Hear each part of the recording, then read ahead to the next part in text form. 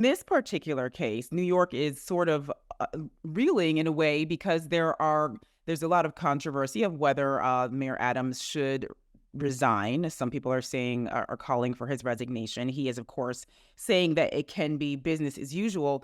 I have a question a little bit about there you referenced this one building that he wanted to move forward on to assist the Turkish embassy to finish construction, and the fire department was against that. They also say that he accepted up close to, well, they tallied it up to about $100,000 worth of alleged gifts involving upgrades, involving trips to India, Ghana, China, France, business class upgrades, things like that. Now we know of this one case that you referenced regarding pushing the fire department to approve a permit.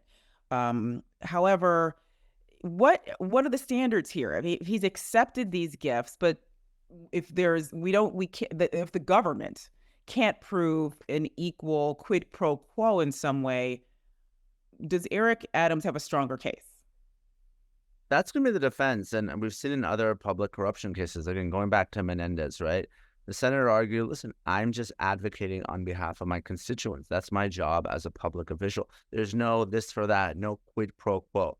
That's what sometimes makes bribery charges hard to prove if you're a prosecutor. And obviously, Adams is a sophisticated individual, and I'm sure he did a good job covering up his tracks, whether it's being careful about what he said, whether it's deleting messages, acting through intermediaries. So bribery isn't that easy to prove despite being charged in this case. It's actually one of the charges that has the highest percentage of not guilty verdicts when it comes to prosecution. So that's why I think SDNY and U.S. Attorney Damian Williams, took a little bit of a kitchen sink approach. They charged everyone. I expect there to be cooperators in this case. We see a lot of unnamed, unindicted co-conspirators. Obviously, conspiracy is an agreement between two or more people. They don't have to be charged, but I believe that in addition to all the text messages and digital evidence that the U.S. Attorney discussed during this press conference, we're probably going to have some proffers or cooperators, individuals that are close to the mayor who have flipped.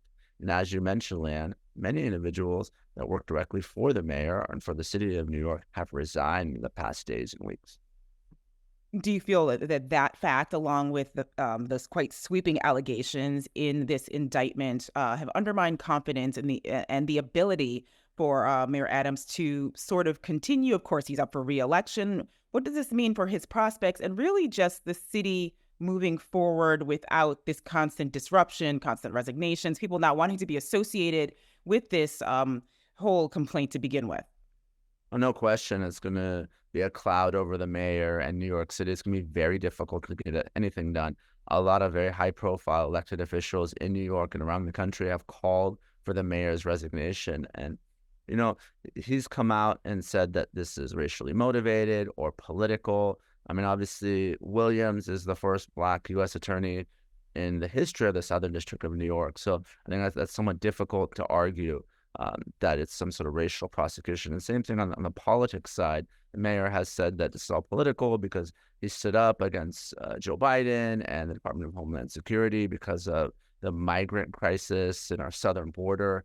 Again, it's sort of difficult to see how one relates to the other and how Adams would be a target. But, he's dug in his heels. He's hired Spiro, pretty high-profile lawyer. I litigated against him, have cases against him. He's very well known, represented Alec Baldwin successfully recently and got that case dismissed. So he's going to dig in his heels and got a pretty big law firm behind him. And I wouldn't be surprised if this case goes to trial like many public corruption cases do, because he's not just fighting for his freedom, but his political career as well.